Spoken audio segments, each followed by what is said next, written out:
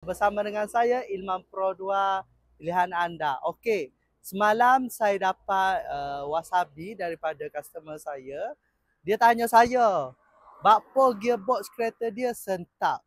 Okey, hari ni saya nak share cara-cara tak nak bagi gearbox kereta awak sentap.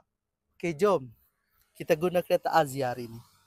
Sebelum tu saya nak bagi tahu kereta Pro 2 Ativa ni ada rebate RM1,000. Pro 2 Arus ni ada rebate sebanyak RM2,500. Okey, macam mana tak saya bagi gearbox sentap? Langkah yang pertama, masuk gear N. Langkah yang kedua, angkat handbrake. Kalau boleh angkat handbrake ni jangan bagi kereta bergerak dah. Okey, langkah ketiga, tekan handbrake terus masuk ke P. Okey, kalau awak ikut step ni, insya-Allah kereta awak masa awak start masuk gear memang tak ada sentapan.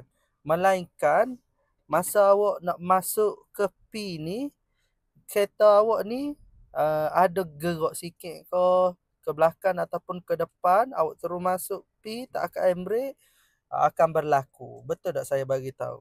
Okey, kalau video ni bermanfaat, boleh like, share dan komen. Ilman Pro 2 pilihan anda.